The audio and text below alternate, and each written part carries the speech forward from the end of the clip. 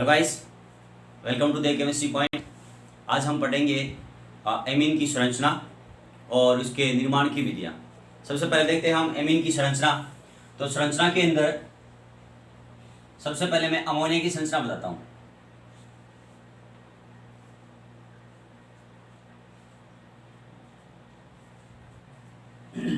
ये अमोनिया है, क्योंकि एमीन है वो अमोनिया के ही व्युत्पन्न होते हैं, इसलिए सबसे पहले हम अमोनिया की संरचना देखते हैं, स्ट्रक्चर देखते हैं। इस स्ट्रक्चर में देखें कि इसके पास एक तो लोन पेयर ऑफ इलेक्ट्रॉन है, एकांकी इलेक्ट्रॉन युग्म, एकांकी इलेक्ट्रॉन युग्म एक है इसके पास, यानी लोन पेयर ऑफ इलेक्ट्रॉन कितने इसके पास है, 1 पेयर है। इसके जो हाइड्रोजन जुड़े हुए हैं इन सभी के बीच में यहां पर जो बॉन्ड है वो 107 डिग्री का होता है। यानी इनके जो अमोनिया का जो आबंध के बीच का जो बॉन्ड है, हाइड्रोजन के और नाइट्रोजन के बीच का जो बॉन्ड है बनता है, तो ये बॉन्ड कितने का होगा, यानी कहने का अर्थ है कि ये नाइट्रोजन है और नाइट्रोजन एक हाइड्रोजन ये ले लिया, एक वाला ये हाइड्रोजन, इन दोनों हाइड्रोजनों के बीच में जो एंगल है वो एंगल कितना होगा, इस नाइट्रोजन के साथ बनाने वाला वो 107 डिग्री का होगा। अर्थात अमोनिया का जो बॉन्ड एंगल है वो 107 डिग्री होता है। ठीक है। इसके अंदर यदि हम संकरण देखें, हाइब्रिडाइजेशन देखें, तो हाइब्रिडाइजेशन या संकरण होता है इसका sp3। sp3 संकरण है। कैसे याद करते हैं कि सिंपल सा फॉर्मूला होता है कि जब भी आप हाइब्रिडाइजेशन करें, कभी भी किसी का भी हाइब्रिडाइजेशन निकाले, तो हाइब्रिडाइजेशन निकालने के लिए आपको एक फॉर्मूला याद रखना है कि number of sigma bond, number of A sigma bond plus A lone pair of electron, ये आपको साथ ध्यान रखना है। नंबर ऑफ हाइड्रोजन बॉन्ड और नंबर ऑफ सिग्मा बॉन्ड और number of lone pair of electrons. तो यहां पर देखिए कि लोन पेयर कितने उसके पास और सिग्मा बॉन्ड कितने हैं। तो यहां देखिए सिग्मा बॉन्ड कितना है, 1, 2 और 3। तो सिग्मा बॉन्ड कितने हो गए, यहाँ पर 3 सिग्मा बॉन्ड हो गए। यहां पर लोन पेयर ऑफ इलेक्ट्रॉन 1 है तो प्लस में क्या कर दिया 1, टोटल कितने हो गए 4, और 4 किस में होता है, एक तो S का और 3 P का। तो हाइब्रिडाइजेशन कौन सा होगा इसका, sp3 संकरण या sp3 हाइब्रिडाइजेशन हो गया है। ठीक है। ये एक कॉमन सा फॉर्मूला है जो आप याद रखने के लिए है, ये कोई उसमें कोई प्रैक्टिकली ये कोई फॉर्मूला नहीं है, ऐसे ही जल्दी से इसका फॉर्मूला जो हाइब्रिडाइजेशन निकालने के लिए है। अब देखें कि इसके अंदर आपने देखा होगा कि H2O CH4, इनके अंदर भी कौन सा संकरण होता है, sp3 संकरण होता है या sp3 हाइब्रिडाइजेशन होता है। बट इसकी संरचना है वो टेट्राहेड्रल होती है, इसकी स्ट्रक्चर है वो बेंट होती है, और इसकी कौन सी है, ट्राइगोनल पिरामिडल है। ठीक है ना, त्रिकोणीय पिरामिड है इसकी। तो इनकी संरचना डिफरेंट है। कारण एक आपने जो बॉन्ड एंगल और संरचना ये डिफरेंट क्यों है, और जबकि तीनों के अंदर हाइब्रिडाइजेशन या संकरण sp3 होता है, ये आपने 11th क्लास के अंदर पढ़ा था। कौन सा सिद्धांत है, VSEPR थ्योरी, VSPR थ्योरी। इस सिद्धांत के अनुसार क्या है, फुल फॉर्म क्या है इसका, वैलेंसी सेल, V फॉर क्या हो गया valency, S for sale, E for electron, P for pair और R फॉर रिपल्सन, अर्थात संयोजी कोश इलेक्ट्रॉन युग्म सिद्धांत। ठीक है, संयोजी कोश इलेक्ट्रॉन युग्म प्रतिकर्षण सिद्धांत। इंग्लिश में क्या होगा इसका, valency cell electron pair repulsion theory. Hindi में क्या होगा इसका, संयोजी, V फॉर वैलेंसी संयोजी, सेल फॉर कोश, E for electron, P for pair युग्म और R फॉर रिपल्सन या प्रतिकर्षण। संयोजी कोश इलेक्ट्रॉन प्रतिकर्षण, इलेक्ट्रॉन युग्म प्रतिकर्षण सिद्धांत किसने दिया था ये, इसके दिया नाइहोम और गैलेस्पी ने, रोनाल्ड गैलेस्पी और नाइहोम। किसने दिया था ये, रोनाल्ड गैलेस्पी एंड रोनाल्ड नाइहोम।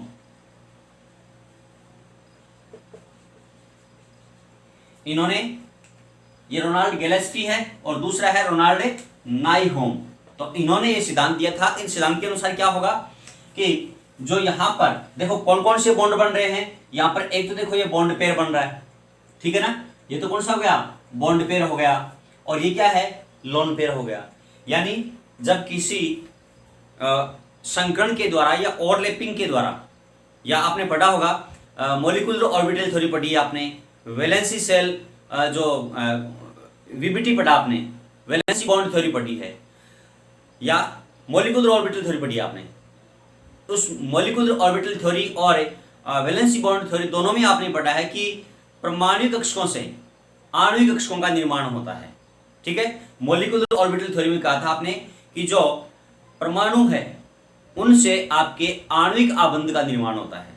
ठीक है, तो वो आणविक आबंध, यहां पर देखो ये बॉन्ड है, ये भी बॉन्ड है, ये भी बॉन्ड है, और ये भी लोन पेयर है। ये लोन पेयर और तीन क्या है, बॉन्ड पेयर है। अर्थात यहां पर इलेक्ट्रॉन, जो संयोजी कोश के अंदर इलेक्ट्रॉन्स है वो किस रूप में है, पेयर के रूप में है। यहां पर देखो बॉन्ड के रूप में तीन, तो और एक क्या है यहाँ पर लोन पेयर के रूप में। तो इनमें आपस में प्रतिकर्षण होता है, रिपल्सन होता है।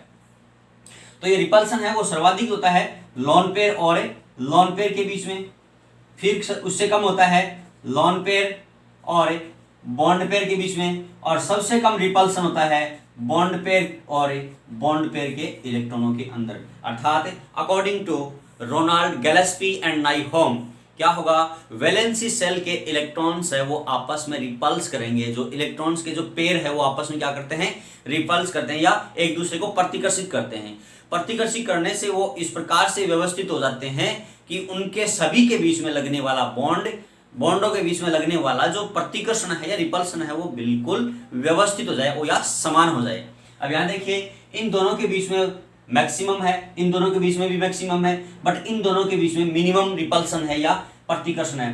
तो इनमें ज्यादा प्रतिकर्षण है, इनमें दोनों में कम प्रतिकर्षण है। तो इनमें इस प्रकार की व्यवस्था हो जाती है कि आखिर में ये अपने आप को इस प्रकार से व्यवस्थित कर लेते हैं, कौन, लोन पेयर और बॉन्ड पेयर, आपस में प्रतिकर्षण के द्वारा, कि उनके बीच में लगने वाला आबंध न्यूनतम हो जाता है। और उसी समय का जो बॉन्ड है वो बॉन्ड क्या कहलाता है, उसका बॉन्ड एंगल कहलाता है। और ये बॉन्ड कितने का होता है, इसका 107 डिग्री का होता है। इसका एग्जैक्ट वैल्यू है, वो एग्जैक्ट वैल्यू होती है 106.78 डिग्री का होता है। जो एग्जैक्ट वैल्यू है वो तो होती है 106.78, बट इसको हम कितना मानते हैं, 107 डिग्री का बॉन्ड एंगल इसको मानते हैं अमोनिया का।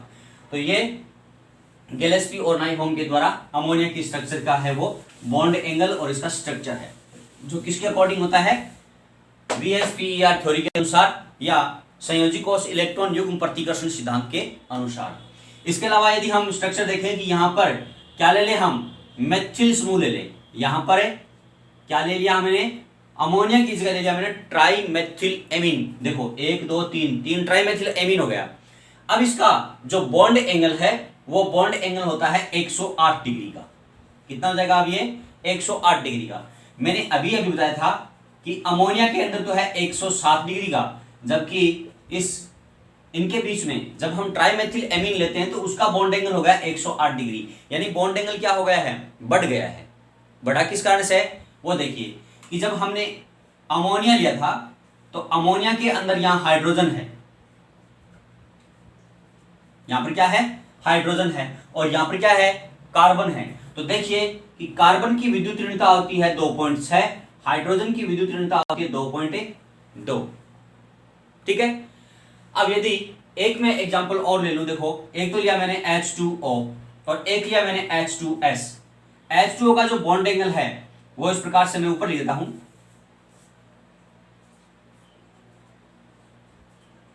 H2O का बॉन्ड एंगल होता है वो 104.5 डिग्री का होता है। ठीक है, जबकि हम H2S की बात करें,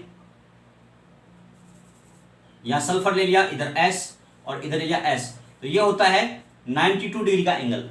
यानी देखिए कि इधर भी हाइड्रोजन है, इधर भी हाइड्रोजन है, दोनों में समान है, बट बीच वाले क्या है, डिफरेंट है। इसकी इलेक्ट्रोनेगेटिविटी है 3.5 और इसकी इलेक्ट्रोनेगेटिविटी है अप्रोक्सीमेट 2 के। यानी बीच वाले सेंट्रल एटम्स या सेंट्रल एटम की इलेक्ट्रोनेगेटिविटी कम होती है। ध्यान से सुने कि सेंट्रल एटम की इलेक्ट्रोनेगेटिविटी या विद्युत ऋणता कम होती है तो बॉन्ड एंगल भी कम हो जाता है। किसके अनुसार है, ये भी उसके valency pair valency cell electron repulsion theory के अकॉर्डिंग ही है कि जब इन दोनों के बीच का सेंट्रल एटम्स लिया आपने, सेंट्रल जो अणु है, केंद्रीय परमाणु है, इस केंद्रीय परमाणु की विद्युत ऋणता में कमी आती है, इलेक्ट्रोनेगेटिविटी में कमी आती है, तो बॉन्ड एंगल कम हो जाता है। बट यहां पर यदि जो बाहर वाले जो सेंट्रल एटम से जुड़े हुए हैं, केंद्रीय परमाणु से जुड़े हुए हैं, इन केंद्रीय परमाणु से जुड़े हुए बाहर वालों की यदि इलेक्ट्रोनेगेटिविटी बढ़ती है तो बॉन्ड एंगल भी क्या होता है, बढ़ता है। यहां पर देखो कार्बन क्या है, 2.6 है, इसकी कितनी है, 2.2। तो बाहर वाले जो जुड़े हुए हैं केंद्रीय परमाणु के साथ, सेंट्रल एटम के साथ, यदि कोई परमाणु जुड़ा हुआ है तो उसकी विद्युत ऋणता बढ़ती है, बॉन्ड एंगल बढ़ता है। जबकि केंद्रीय परमाणु की इलेक्ट्रोनेगेटिविटी घटती है तो इसका बॉन्ड एंगल घटता है। दोनों केंद्र हो गया, इसकी कितनी हो गई, 108। क्यों? क्योंकि इसकी लोन पेयर और बॉन्ड पेयर के अंदर रिपल्सन है वो कम हो जाता है, और जो कम हो जाएगा तो वो कम फैलेंगे, ज्यादा फैल जाएंगे, अर्थात वो कम एक दूसरे के साथ मुड़ेंगे। तो क्या हो गया, यहां पर तो बॉन्ड एंगल ज्यादा हो गया, यहां पर बॉन्ड एंगल कम हो गया। कौन सी थ्योरी है ये, valency cell electron repulsion theory के अकॉर्डिंग ही इसका बॉन्ड एंगल होता है। तो ये हो गई संरचना। अब हम देखें इसके प्रिपरेशन मेथड, निर्माण की विधियां। प्रिपरेशन मेथड्स ऑफ एमाइन, यानी एमीन विरचन की विधियां, ठीक है ना, एमीन विरचन या निर्माण की विधियां।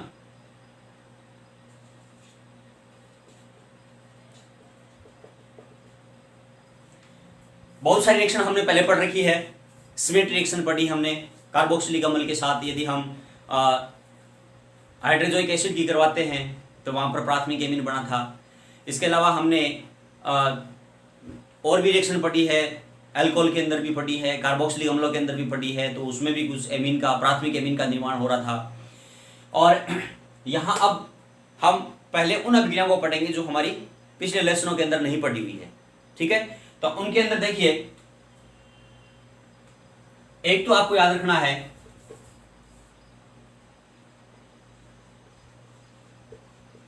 रिडक्शन, यानी अपचयन। अपचयन को ध्यान रखना है। अपचयन किन किन के द्वारा होता है, एक तो लिथियम एल्यूमिनियम हाइड्राइड के द्वारा होता है, या एक रेने निकल ले लें, रेने निकल। रेने निकल क्या होता है, ये एलॉय होता है या मिश्र धातु होता है, किसका, एल्यूमिनियम और सॉरी एल्यूमिनियम और निकल का मिश्र धातु होता है, और ये स्पंजी होता है, इसके अंदर बहुत सारे छिद्र होते हैं, जिस कारण से ये एक उच्च कैटलिस्ट या उत्प्रेरक के रूप में कार्य करता है। क्यों कि जब हाइड्रोजनीकरण करवाते हैं तो हाइड्रोजन है इनके छिद्रों में अच्छी तरीके से अधिशोषित या समा जाती है, और ये अच्छे उत्प्रेरक के रूप में काम करता है। कौन, रेने निकल। इसके अलावा आप कोई भी मेटल ले लें, रिएक्टिव मेटल, जैसे सोडियम है, पोटेशियम है, और इसके साथ लेते हैं हम एथिल अल्कोहल, ठीक है, या हम प्लेटिनम ले लें प्लस में हाइड्रोजन, या हम पैलेडियम ले लें और प्लस में हाइड्रोजन। तो ये सारे के सारे क्या है, रिड्यूसिंग एजेंट है या अपचायक है।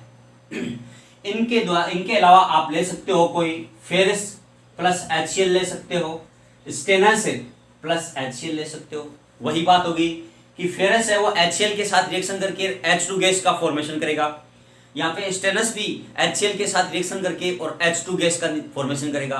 तो ये H2 गैस किस काम में आएगी, रिडक्शन में काम आएगी या अपचयन करने में काम आती है, ठीक है। तो देखते हैं हम सबसे पहले रिडक्शन किसका करें, हम सबसे पहले नाइट्रो का। नाइट्रो या तो एल्केन ले लें या एरीन ले लें, नाइट्रो एल्केन या नाइट्रो एरीन ले लें।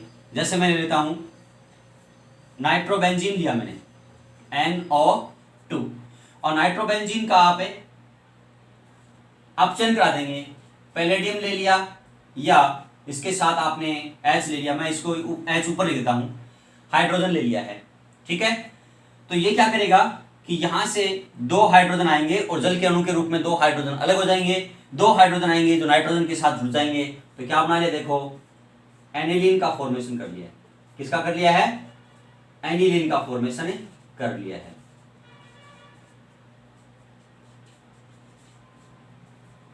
ठीक है, इसके अलावा आप यहां पर ये जो पैलेडियम लिया आपने, इस पैलेडियम के अलावा भी ले सकते हैं आप, क्या कि मैंने पैलेडियम को हटा दिया और पैलेडियम के स्थान पे मैंने फेरस और प्लस HCl ले लिया, या क्या किया मैंने, स्टेनस और प्लस HCl ले लिया। अब देखें कि ये हमने क्यों लिया है,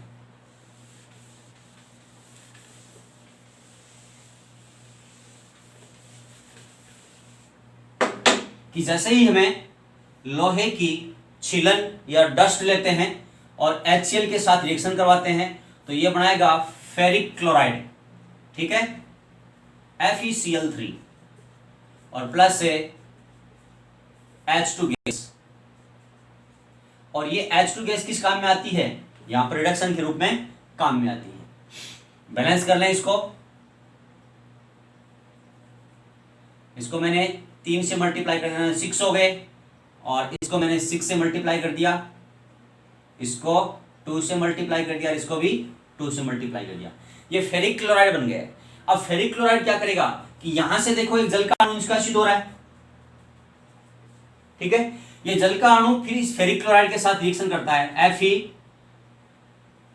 FeCl3 प्लस H2O, और ये बना लेता है क्या, Fe2O3 प्लस HCl। देखिए हमने शुरू में HCl लिया और वापस क्या बन गया, यहां पर HCl बन गया है, ठीक है ना, वापस क्या बन गया, यहां पे HCl बन गया है। बैलेंस कर लें, इसको 2 से मल्टीप्लाई कर दें, फेरिक क्लोराइड 2 हो गया तो ये 2 हो गया, इसको आपने 3 से मल्टीप्लाई कर दिया 6, तो ये बन गया 6। हमने यहां पर HCl लिया था, वापस HCl का फॉर्मेशन हो गया, अर्थात यदि हम आयरन डस्ट लेते हैं तो इस रिएक्शन के अंदर HCl एक बार लेना पड़ता है, बार बार अभिक्रियाओं के अंदर HCl नहीं लेना पड़ता, इसलिए हम ज्यादा क्या लेते हैं, आयरन डस्ट, लोहे का जो बुरादा है वो लेते हैं, और वो सस्ता भी पड़ता है रासायनिक अभिक्रिया के लिए, क्योंकि यदि स्टेनलेस लेते हैं तो वो बहुत ही कॉस्टली पड़ता है। तो ये हो गया आपका नाइट्रो के, जो नाइट्रो एरिन के द्वारा, और नाइट्रो एरिन के जगह आप नाइट्रो एल्केन भी ले सकते हो, जैसे मैंने ले लिया नाइट्रोएथेन ले लिया मैंने, और नाइट्रोएथेन का यहां पर आपने अपचयन करवा दिया है। मान लो मैंने ले लिया यहां पर सोडियम ले लिया है और सोडियम के साथ एथिल अल्कोहल ले लिया है, C2H5OH, तो क्या करेगा इसको, ये इस प्रकार से इसको एथेन में कन्वर्ट कर देता है और एमीन बन गया। क्या नाम बन गया, इस भाग एथेन के रूप में आ गया, और ये NO2 किस रूप में हो जाएगा, एमीन के रूप में हो गया। तो क्या बन गया,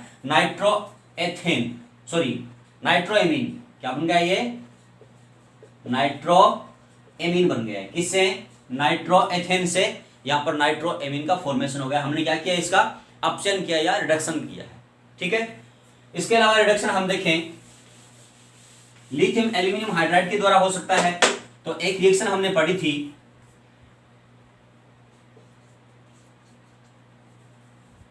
कि यदि हम साइनाइड ले लें और साइनाइड का हम लिथियम एल्यूमिनियम हाइड्राइड के द्वारा अपचयन कर दें तो ये हाइड्रोजन यहां पर काम में उपयोग में लेगा, और या मैं हाइड्रोजन इसके साथ लिख देता हूं RCN प्लस H हाइड्रोजन, ये ब्रैकेट में इसलिए लिख रहा हूं कि ये नवजात हाइड्रोजन होता है या नेसेंट हाइड्रोजन होता है जो बहुत ही रिएक्टिव होता है, इसलिए मैं इसको ब्रैकेट में लिख रहा हूं।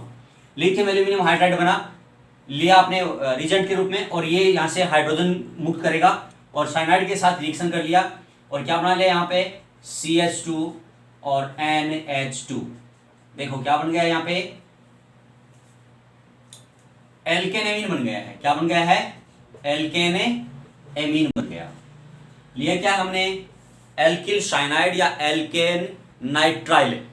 तो नाइट्राइलों का जब हम लिथियम एल्यूमिनियम हाइड्राइड या हम सोडियम की उपस्थिति में एथिल अल्कोहल लेते हैं तो ये इसका 2 तो 4 हो गए, हाइड्रोजन को 4 से मल्टीप्लाई कर दिया, तो इसका किस में कन्वर्ट कर देते हैं, ये नाइट्रो एल्केनों का जिस प्रकार से हुआ था अपचयन के द्वारा एमीन, उसी प्रकार से यहाँ पर साइनाइड का अपचयन होकर या रिडक्शन होकर क्या देते हैं, ये एल्केन एमीन का फॉर्मेशन कर देते हैं। इसके अलावा आप आइसोसाइनाइड भी ले सकते हैं, RNC प्लस वही यहां पर हाइड्रोजन ले लिया और आपने लिथियम एल्यूमिनियम हाइड्राइड ले लें या कोई अदर रिड्यूसिंग एजेंट ले लें और ये इसको किस में कन्वर्ट कर देगा। देखो देखिए द्वितीयक एमीन का निर्माण हुआ है यहाँ पर, वहां पर कौन सा है देखो प्राइमरी एमीन है, यहाँ पर कौन सा हो गया है द्वितीयक एमीन, सेकेंडरी एमीन का फॉर्मेशन हुआ है। 3 3 4 तो 4 से इसको आपने मल्टीप्लाई कर दिया, ठीक है। तो इस प्रकार से रिडक्शन के द्वारा इनका फॉर्मेशन हो जाता है। इसके अलावा आप एमाइड ले लें,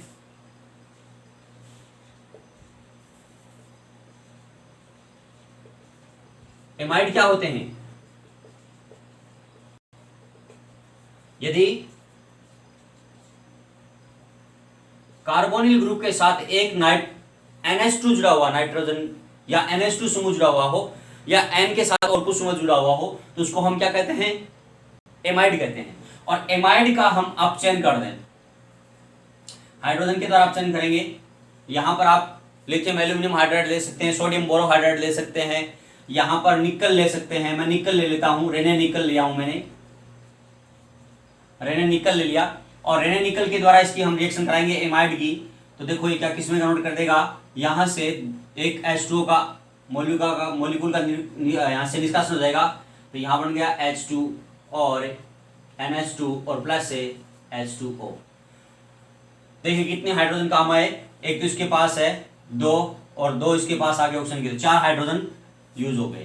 तो देखो किसका निर्माण हो गया है, प्राथमिक एमीन का निर्माण हो गया। किससे, एल्केन एमीन से। यदि यहां पर हम N एल्किल लेते हैं, देखिए RC double bond O NH और मैंने यहां पर CH3 ले लिया, नाम क्या होगा इसका, N मेथिल।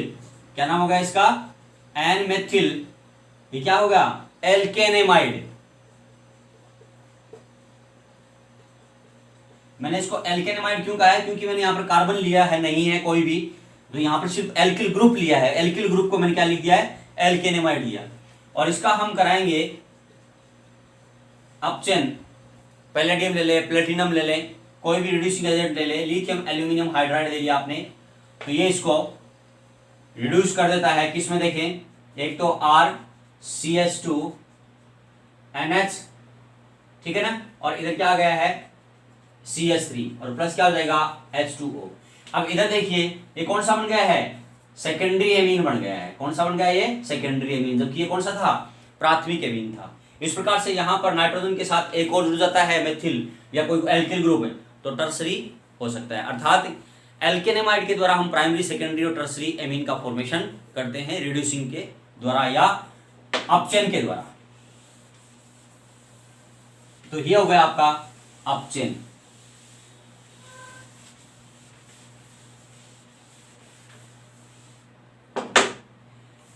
एक आपका है ammonolysis of alkyl halide, alkyl halide द्वारा।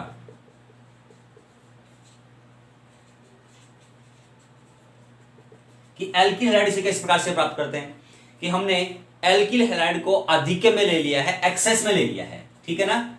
एक्सेस किसका ले लिया हमने, या अधिक किसका ले लिया है,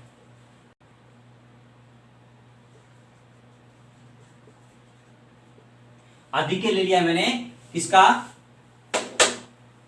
RX का अधिक ले लिया है। रिएक्शन किसके साथ करानी है हमें, अमोनिया के साथ करानी है, ठीक है। तो बोलते हैं ammonolysis of alkyl halide.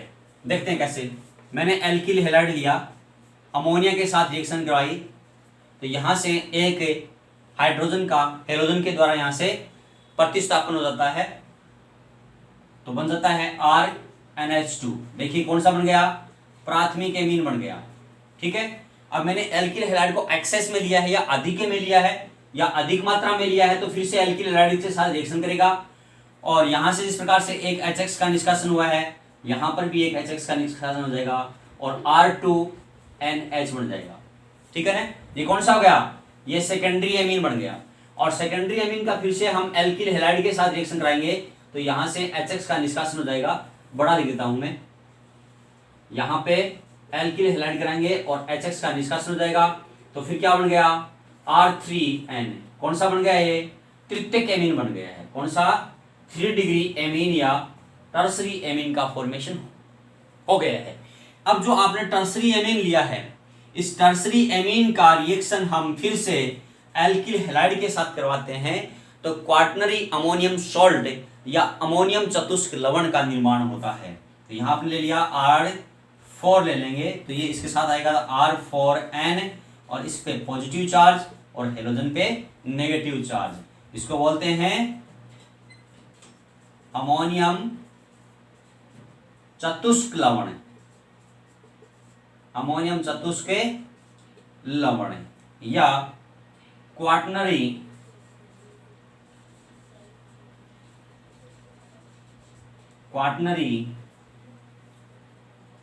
Ammonium salt, ammonium salt या सॉल्ट बन गया है। यानी कहने का अर्थ यह है कि जब हम एल्किल हैलाइड अधिक मात्रा में लेते हैं तो अमोनिया के साथ रिएक्शन कराने से क्रमशः कंटिन्यू प्राथमिक एमीन, द्वितीयक एमीन और तृतीयक एमीन बनता है, और एंड में क्वाटनरी अमोनियम सॉल्ट या अमोनियम चतुष्क लवण का निर्माण होता है। ठीक है, जैसे हम एग्जांपल ले ले कोई,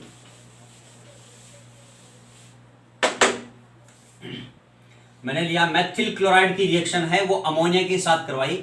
मेथिल क्लोराइड यहां पर अधिक मात्रा में लिया है, अमोनिया यहां पर कम मात्रा में लिया है, तो यहां पर एक HCl का निष्कासन हो जाएगा और मेथिल एमीन का निर्माण हो जाएगा। ये मेथिल एमीन फिर से मेथिल क्लोराइड के साथ किया करेगा, एक HCl का निष्कासन करेगा और बन जाएगा डाइमेथिल एमीन। ये कौन सा हो गया, द्वितीयक एमीन हो गया। और डाइमेथिल एमीन का फिर से आप मेथिल क्लोराइड के साथ रिएक्शन करवा देते हैं तो बनता है ट्राइमेथिल एमीन, और HCl का यहां से निष्कासन हो जाता है, ये ट्राइमेथिल एमीन बन गया, ट्राइमेथिल एमीन। अर्थात पहले तो बनाया है मेथिल एमीन, फिर बन गया डाई मेथिल एमीन और फिर बन गया ट्राई मेथिल एमीन। ये प्राथमिक है, ये द्वितीयक है और ये तृतीयक है। और जब ट्राई मेथिल एमीन की रिएक्शन आप फिर से मेथिल क्लोराइड के साथ करवा देते हैं तो ये अमोनियम चतुष्क लवण या CH3 और यहां पर प्लस और Cl यहां पे नेगेटिव, क्या बन गया, टेट्रामेथिल अमोनियम क्लोराइड। क्या बन गया यहां पे, tetramethyl ammonium chloride.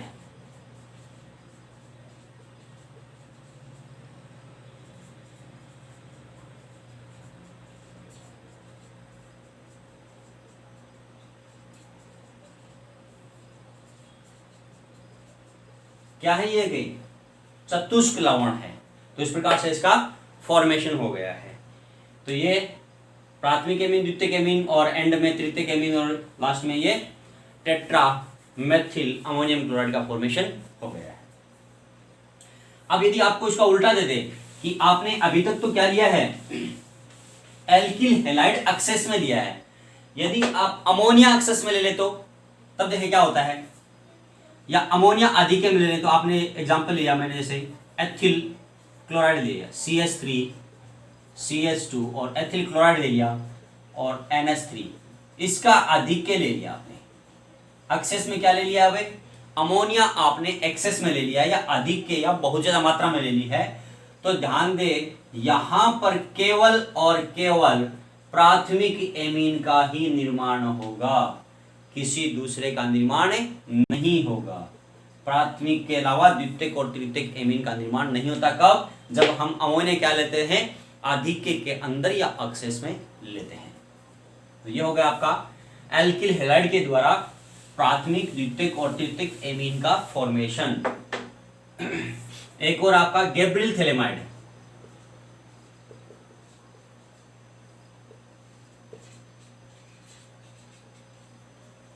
Gabriel phthalimide संश्लेषण।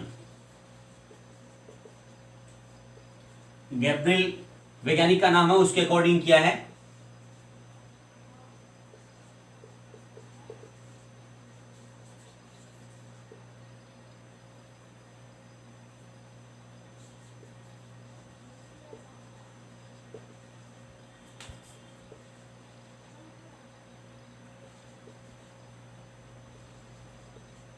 Gabriel phthalimide synthesis.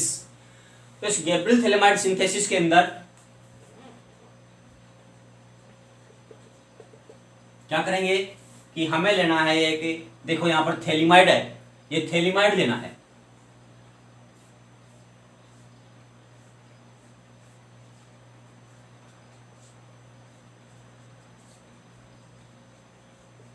ये क्या है? थैलेमाइड है।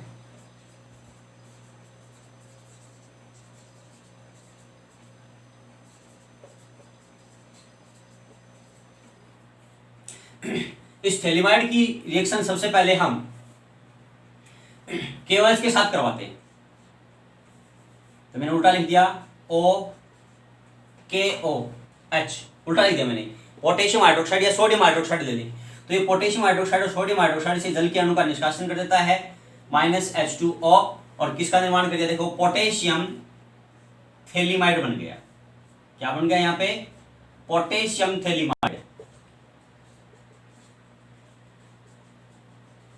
ये देखिए पोटेशियम थैलेमाइड की फिर से हम फर्दर या बाद में फिर से रिएक्शन करवाते हैं एल्किल हैलाइड की। ठीक है, तो एल्किल हैलाइड की निर्माण की इसकी रिएक्शन कराई, तो यहां से X और यहां से K है वो निष्कासित हो जाएगा। तो मैंने लिख दिया -KX। ठीक है, इसका निष्कासन हो गया। तो क्या बन गया? देखो ये मैं यहां नीचे लिखता हूं, प्रोडक्ट है, इस प्रकार से बन गया प्रोडक्ट।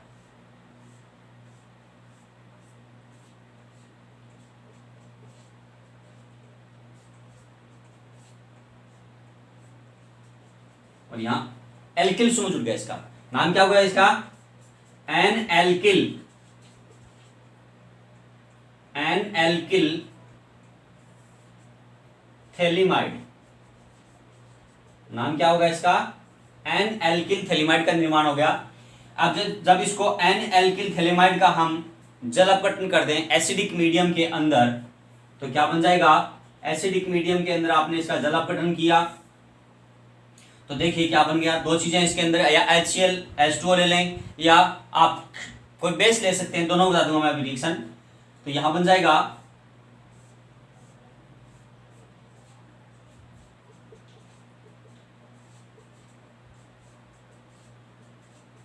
जब आपने एसिडिक मीडियम में इसका जल अपघटन किया तो देखो थैलिक अम्ल बन गया। ठीक है, और प्लस में क्या बन जाएगा? RNaH2। यहां पर एक प्राथमिक एमीन बना है, अर्थात कहने का अर्थ यह है कि गैब्रियल थैलेमाइड जो संश्लेषण है, या गैब्रियल थैलेमाइड जो सिंथेसिस है, उसके अंदर प्राइमरी एमीन बनता है। केवल कौन सा बनता है?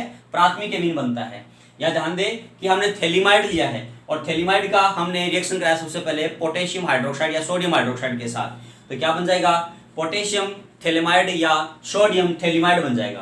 पोटेशियम थैलेमाइड और सोडियम थैलेमाइड फिर से रिएक्शन करता है एल्किल हैलाइड के साथ, और ये एल्किल हैलाइड के साथ रिएक्शन करके एन एल्किल थैलेमाइड का फॉर्मेशन कर लेता है।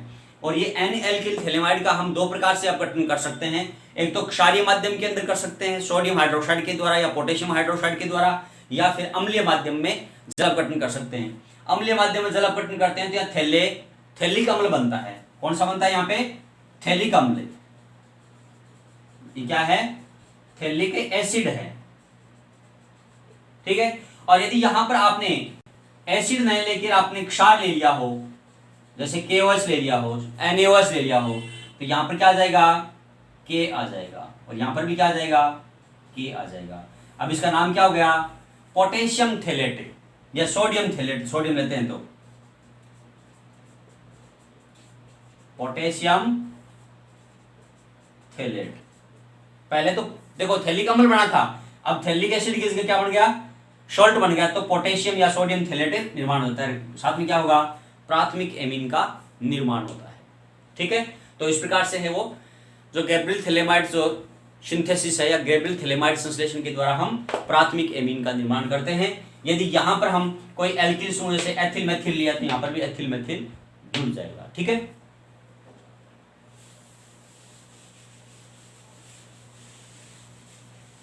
एक रिएक्शन और लेते हैं हम, हाफमान ब्रोमाइड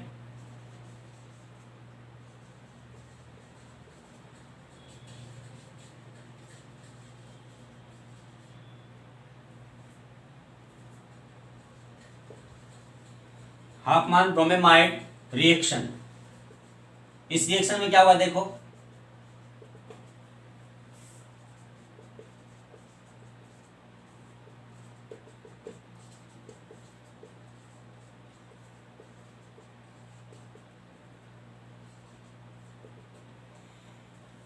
इस अभिक्रिया में आपको एमाइड देना है,